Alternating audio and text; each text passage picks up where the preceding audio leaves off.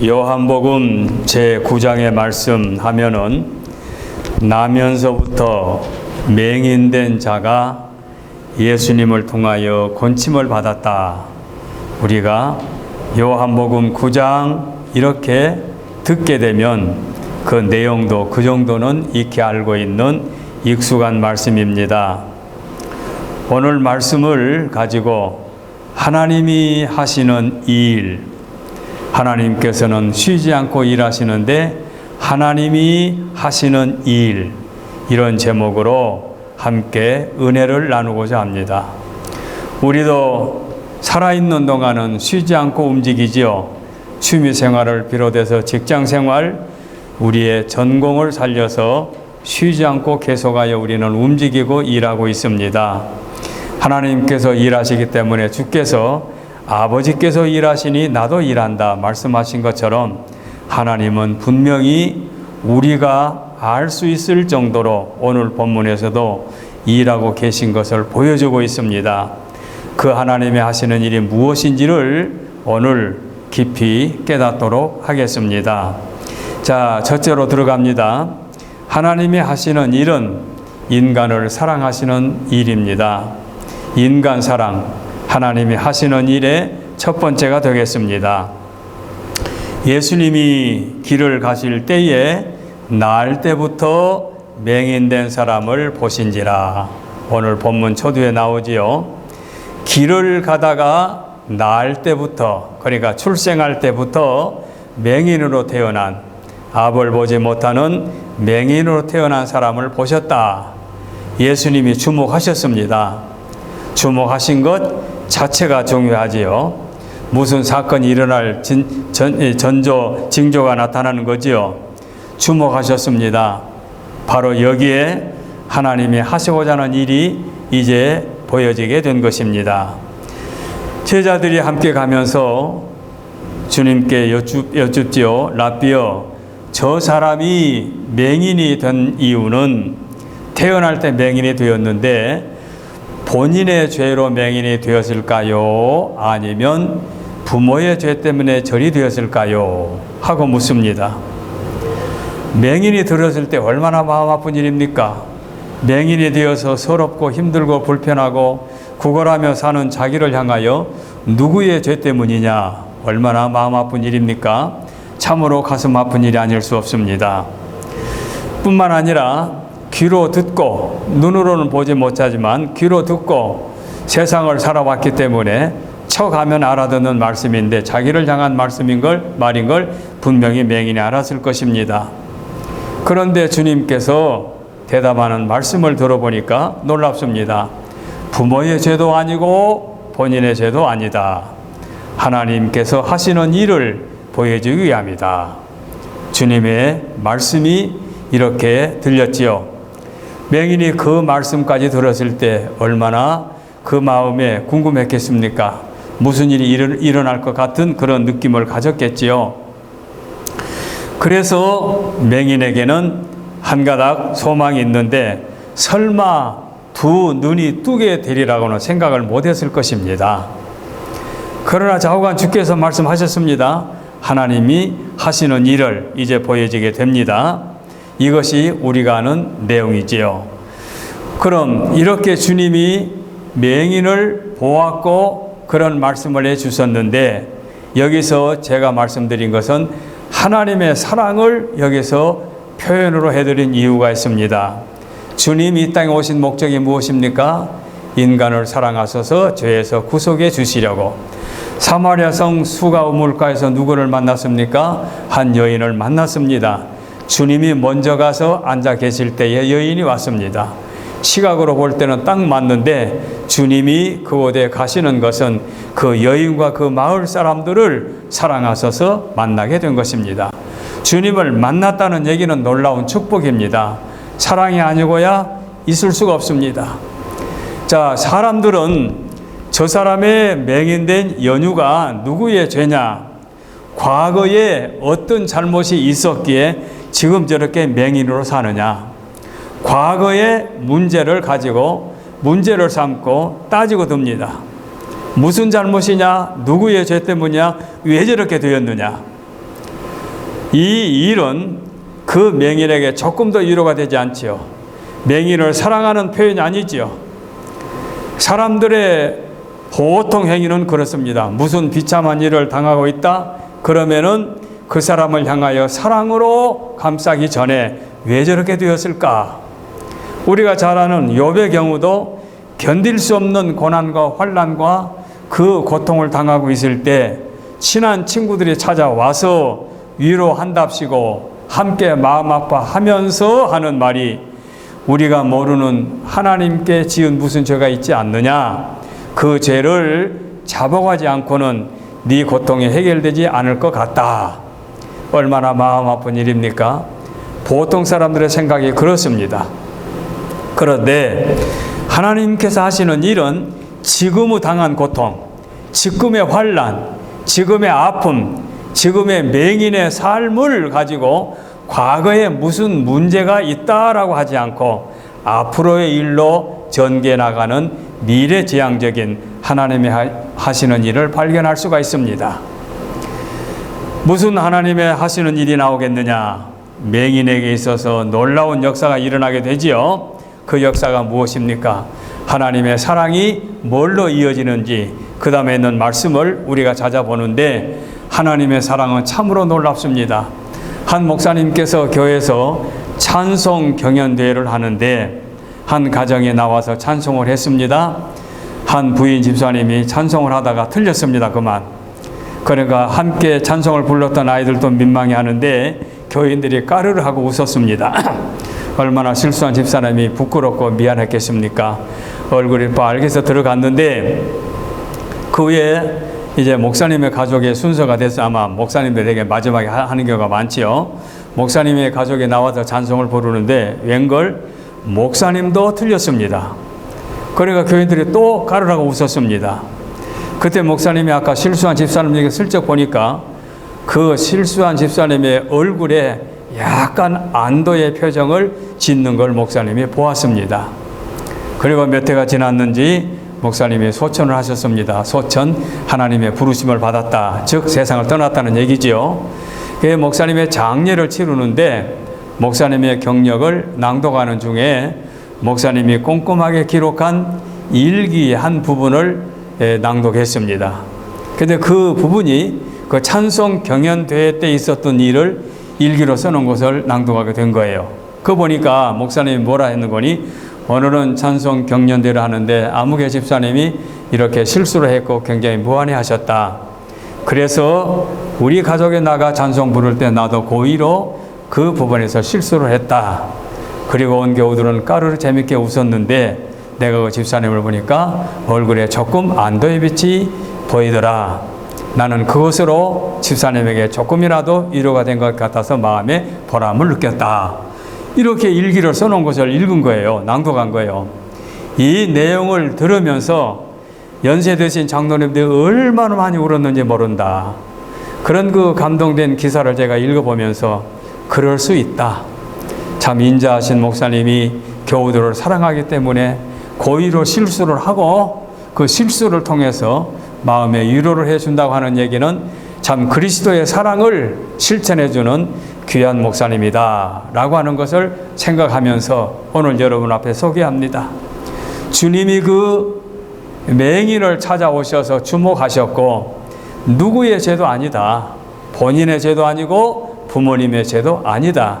하나님의 일을 하시고자 합니다.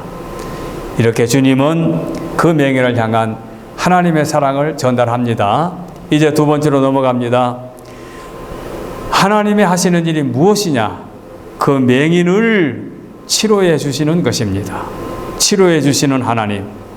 자, 치료의 방법은 성경에 자세히 나오지요. 침을 뱉어서 진흙을 우겨가지고 맹인의 눈에 발라준 다음에 실로암 못에 가서 씻으라. 이렇게 주님이 치료의 방법을 이제 해 주셨습니다. 좀 특이한 방법이죠. 말씀으로 해도 되고 안수 기도를 해 주셔도 되고 손을 그냥 만져 주셔도 될 텐데 침을 발라서 침으로 흙을 우겨서 그 흙을 눈에 바르고 실로암 못에 가서 씻으라. 실로암 못은 또 가까운 데도 있는 게 아니에요. 예루살렘 도성에 있는 것도 아니고 기드론 골짜기에 있는 좀 거리가 먼 곳에 떨어져 있는 못인데, 이 못은 구약 히스기야 왕 때에 사네립 왕의 침략을 방어하기 위해서 지하로 상수도를 끌어오면서 못을 하나 만들었는데, 그 실로암 자체에서 물이 솟아오른 것이 아니라 물을 끌어오기 때문에 그 물을 끌어왔다, 물이 보냄을 받았다, 그런 뜻에서 실로암이라는 이름이 붙여졌기 때문에 보냄을 받았다는 얘기, 그 요한 사도가 기록하면서 보냄을 받았다는 얘기는 예수님의 명에 따라서 그 맹인이 보냄을 받았다, 그 뜻이 아니라 실로암 못 자체 그 이름이 보냄을 받았다는 얘기인데, 그 못으로 보낸 거예요. 그러니 장님이 눈을 감고 누구의 안내를 받았는지는 모르겠습니다만은 실로암 못에까지 가기란 쉽지가 않은 일입니다. 그래서 아까 특이한 방법으로 하셨는데, 그렇게 불편하게 그렇게 명하셔서 이 맹인이 실로암 못에 가서 눈을 씻고 눈이 밝게 되었다. 이것이 오늘 본문에 확실하게 기록된 말씀입니다. 바로 이것이 하나님이 하시는 일인데, 하나님께서는 이렇게 40년 동안 맹인으로 고생하던 이 맹인을 정상적인 사람으로 치료해 주었습니다. 이제부터는 장애인이 아닙니다. 맹인도 아닙니다. 장님도 아니고, 이제는 앞을 못 보는 사람이 아니라 이제는 사물을 볼 수 있는 밝은 눈을 가진 정상적인 사람으로 하나님께서 치료해 주셨습니다. 하나님의 일이 그것입니다. 인간이 저로 말미암아 완전히 부패하고 소망이 없고 멸망을 받을 수밖에 없는 인간을 구속하시기 위해서 주님을 이 땅에 보내주셨는데, 주님이 이 땅에 오셔서 하는 일이 인간을 위한 이런 회복된 하나님의 역사를 보여주십니다. 어느 신학 교수님의 그 표현이 참 재미있어서 소개합니다. 요한복음에 보게 되면 7대 기적, 제가 언젠가도 설교를 드린 기억이 납니다만은, 물로 포도주가 되는 기적 5장에 나오지요. 2장에 나오지요. 그 다음에 4장에 왕의 신하를 그 병을 고쳐주는 그 기적. 그 다음에 5장에 38년 된 병자를 고쳐주는 기적. 그 다음에 6장에 오병이어의 역사. 그 다음에 6장 그 후반부에 가게 되면 물 위로 걸어가신 주님의 기적. 그리고 오늘 본문 9장에 소경이 눈을 뜨게 되는 기적. 그리고 11장에 나사로가 죽은 자 가운데 살아나는 기적. 여기까지를 7대 기적으로 우리가 기억하고 있죠. 물론 좀 더 꼼꼼하게 요한복음을 강의하는 분들은 그 후에 예수님께서 죽으셨다가 살아나는 부활, 이제 8번째 부활, 예수님의 부활을 말씀드리고, 그 다음에 디베랴 바닷가에 가서 고기를 153마리를 잡게 하신 기적해서 9가지로 표현하는 말씀도 있는데, 대략 예수님의 공생의 기간에 7대 기적을 아까 말씀드린 11장까지를 말씀하지요. 그런데 그 중에 물로 포도주가 되게 하는 기적은 무슨 기적이냐? 질적으로 초월하는 초월의 능력을 가진 주님이시다.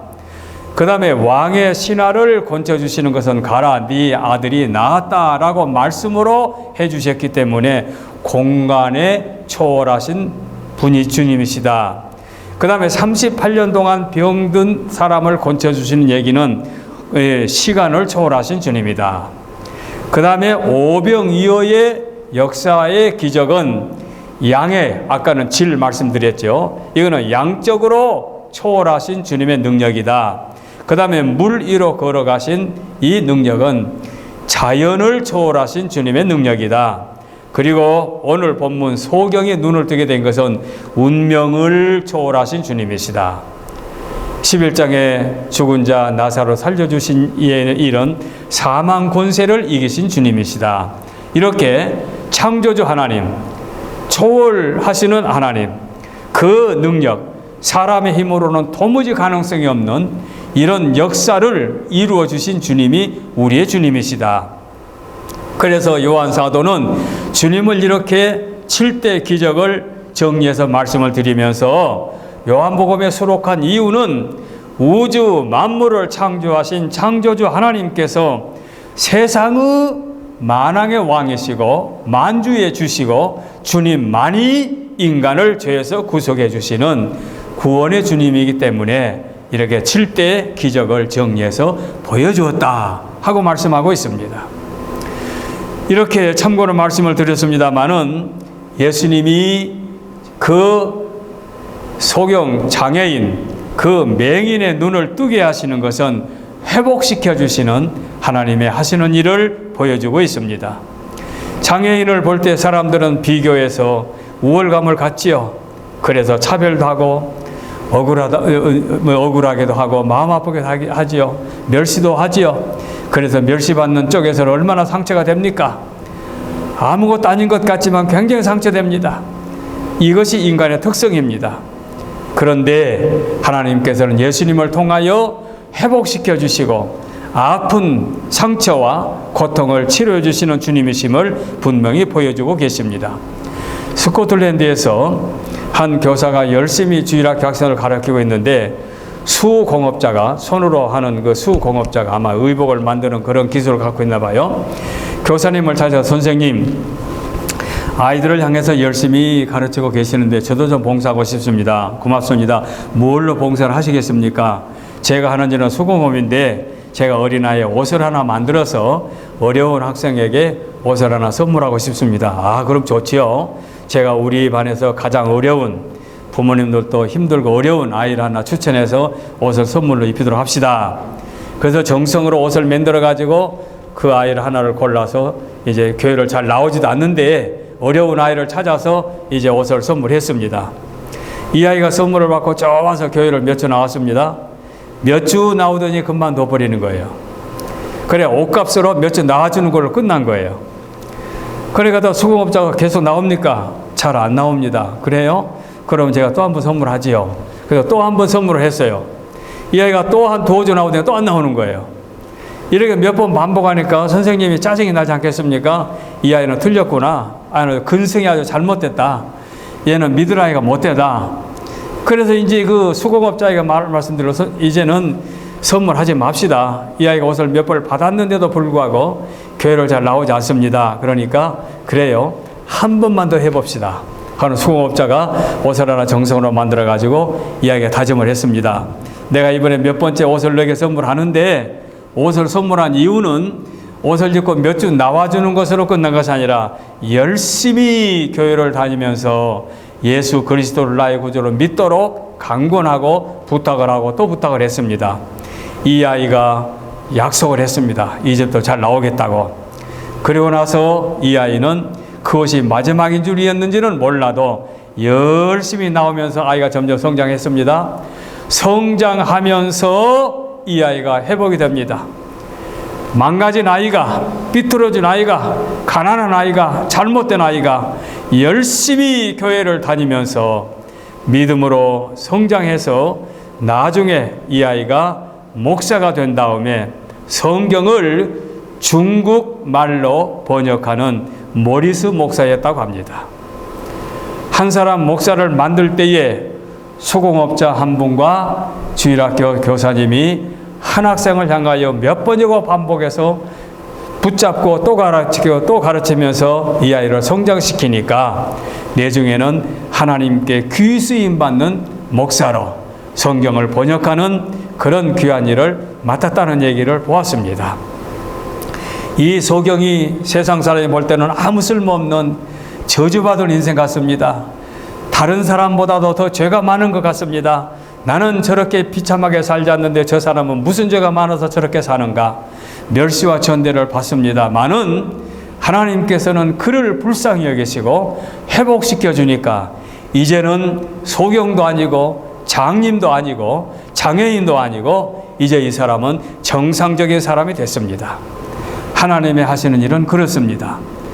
오늘 7절까지 말씀은 여기인데 오늘 이 말씀을 듣는 우리 믿음의 식구들은 제가 부탁드리고 싶은 것은 9장 전체를 꼭 집에 가서 몇 번이고 정독해 주시기를 부탁드립니다. 마지막 세 번째 대지는 이제 본문을 지나서 주보에 나온 본문 지나서 뒤에 있는 말씀을 한 것을 말씀드립니다. 죄인을 구속하신 하나님이십니다. 하나님의 하시는 일은 우리를 사랑하셔서 찾아오셔서 우리의 바라는 소망을 이루어 주시는 것으로 끝난 것이 아니라 우리의 소망이 이루어졌다. 소경이 눈을 떴다. 장님이 눈을 떴다. 앞을 보지 못한 사람이 사물을 볼 수가 있었다는 것으로 다가 아니고 38절 말씀을 보니까 이르되 주여 내가 믿나이다 하고 고백하는 말씀이 나옵니다.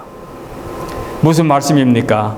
죄인을 구속하시는 것이 하나님의 하시는 일입니다. 하나님의 하시는 일은 여러분의 소망이 하나님 내가 지금 당장에 돈이 10만 불 필요합니다. 10만 불 주세요. 그것만 채워주는 것이 하나님의 목적이 아니고 하나님은 어떤 보호와 어떤 간구와 응답에 하나님께서 응답을 해주시다 할지라도 최종 목적은 그리스도 안에서 구속받은 하나님의 거룩한 백성으로 양육받기를 바라는 것이 하나님의 목적이고 하나님 하시는 일입니다. 자, 왜 이런 말씀을 드립니까? 이 사람은 모태에서 태어났기 때문에 앞을 보지 못한 것에 불편함을 느끼지 않습니다. 자기는 그렇게 살아왔습니다. 그래서 귀로 듣고 손으로 만지고 그리고 입으로 먹어보고 그것이 자기가 아는 것 전부입니다. 뭐 오늘날처럼 인터넷이 발달돼 가지고 뭐 세계 모든 것을 다 듣고 사는 것도 아니었겠지요. 제한된 범위 내에서 자기가 가는 곳에 가서 앉아서 구걸하고 도움의 손길로 살아왔겠지요. 이것도 적은 횟수도 아니지 않습니까? 40년 동안 살았으니까. 이렇게 해서 눈을 뜨게 되었는데 놀라운 사건입니다. 의사의 의술로 불가능한 일입니다. 세상에 그 누구도 태어날 때에 맹인으로 태어난 사람의 눈을 뜨게 할 수 없습니다. 그들도 압니다. 그 시대의 사람들도 압니다. 그런데 율법주의자들이, 예수님을 배척하는 자들이, 소위 종교 지도자들이, 권세를 붙들고 있는 자들이 맹인이 눈을 떴다고 하니까 신경을 씁니다. 뭐에 신경을 썼느냐? 맹인이 눈을 떴으니까 정상적인 사람으로 되었다고 하는 것을 함께 기뻐하는 기쁨이 아니라 누가 눈을 뜨게 했느냐? 그 사람이 누구냐? 혹시 예수냐? 예수면 큰일 나죠. 자기들이 생각할 때 아니기를 바라는 거죠. 그래서 예수님을 부인하고 예수님을 배척하고 눈뜬 사람의 눈뜬 것에 대한 관심보다는 도대체 누가 눈을 뜨게 해가지고 지금 사람의 여론을 엉뚱한 데서 끌고 가느냐 하는 식입니다. 그러니까 비판적인 사람들이에요. 그 사람의 눈을 뜬 것을 함께 기뻐하지 아니하고 오히려 눈을 뜬 것 그 자체를 짜증스럽게 생각하고 예수님을 어떻든지 올가 넣으려고 하는데 그렇게 예수님을 향한 배척받은 사람들이 부모님을 향해다가 확인해 봅니다. 부모님들은 분명히 내 아들이다. 눈 뜨기 전에 분명히 장님으로 살았다. 약 40년 동안 살았다. 그런데 지금은 눈을 떴다. 그런데 어떻게 눈을 떴는지는 난 잘 모른다. 본인에게 물어봐라. 뭐 예수님을 통해서 눈을 떴다 이런 말을 함부로 하면은 뭐 출교를 당할 테니까. 그러니까 그 나이 많은 부모님들이 본인에게 미루는 거예요. 본인도 몇 번이나 얘기를 하는 거예요. 내가 장님으로 살아왔던데 본인이 맞다. 아무리 말해도 그 율법주의자를 믿으려고 하지 아니할까. 27절에 당신들은 내가 말을 해도 듣지 않고 계속 질문한 걸 보니 혹시 그 사람의 제자가 되고 싶어서 그런 거 아닙니까? 이렇게까지 말한 거예요. 몇 번이고 물어보니까. 또 장님이 말하지요. 또 하늘에서 온 자가 아니면 어떻게 내 눈을 뜨게 할 수 있습니까? 이 세상에서는 불가능한 일 아닙니까?